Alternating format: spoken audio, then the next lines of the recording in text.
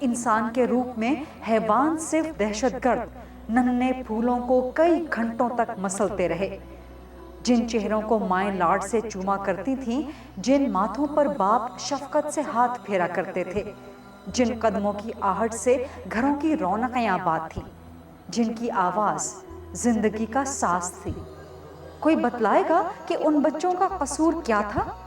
کیوں یہ پھول مسل دیے گئے، کچل دیے گئے؟ آج بھی ملک کی فضاؤں میں ان معصوم بچوں کی آہوں اور سسکیوں کی گونج برستی ہے، شہید بچوں کے والدین کی چیخو پکار گونجتی ہے۔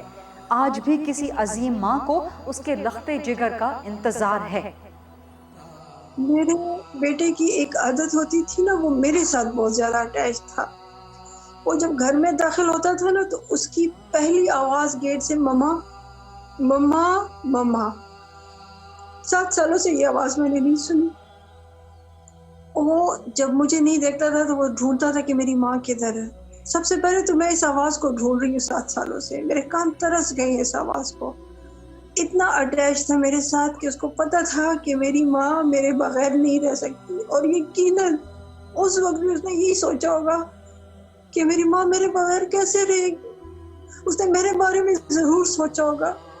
اس کی ہر عادت، اس کی ہر شرارت، اس کی ہر ضد، اس کا محبت کا انداز، وہ پشتوں میں اکثر کہتے ہیں نا، ماں کو مورے بولتے ہیں، تو بہت لاڈ میں آتا تھا تو مجھے کہتے ہیں مورے تو ڈیر اچھا آتا ہے کہ ماں تم بہت ساتھ ہو۔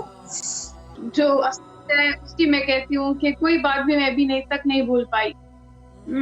اس کا جو ساتھ تھا نا وہ بہت کم عرصے کا ہمارے ساتھ تھا، اور اب کی میں نے وہ جو ساتھ تھا نا وہ بہت قیمتی تھا۔ میں ابھی بھی اس ٹائم کے لیے بالکل وہ کہتی ہوں کہ کاش کہ میں وہ ٹائم روک سکتی اپنے اسفن کا جو میں نے گزارا اس کے ساتھ، اس لیے کہ وہ جب اس کی شہادت ہوئی تو وہ 15 برس کا تھا۔ وہ 15 سال اتنے قیمتی سال تھے ہماری زندگی کے، اور میں نے مطلب میں اس بات پہ بہت زیادہ، اس بات پہ مجھے تھوڑی سی خوشی ملتی ہے کہ ان 15 سالوں میں نے اسفن کو بہت پیار کیا، میں بے انتہا پیار کیا میں نے اس کو۔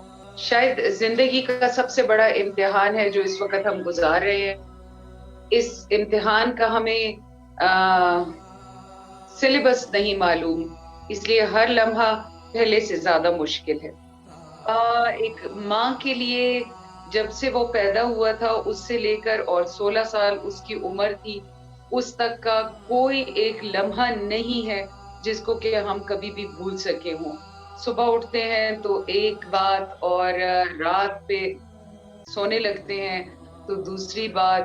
ہر لمحہ میرا بیٹا چونکہ کھانے پینے کا بہت زیادہ شوقین تھا، تو آپ بتائیں 3 ٹائم تو ہم کھانے پہ اس کو یاد کرتے ہیں۔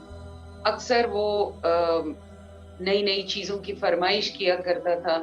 اب چیزیں وہی بن رہی ہوتی ہیں، بس شہید کے والدین ہونے کی حیثیت سے ہمیں ان چیزوں میں وہ ٹیسٹ محسوس نہیں ہو رہا ہوتا جو ہم کبھی اس کی آنکھوں میں خوشی دیکھ کر تو فیل کیا کرتے۔ جب بھی ہم اپنے شہداء پیرنٹس آپس میں اکٹھے ہوتے ہیں، اپنی بچوں کی برتھ ڈے ان کے بغیر مناتے ہیں، ان کے حوالے سے ملاقات کرتے ہیں، تو شاید اسی وجہ سے ہم جی رہے، ورنہ یقین کرے 7 سال سے ہم نہ زندہ ہے اور نہ مردہ۔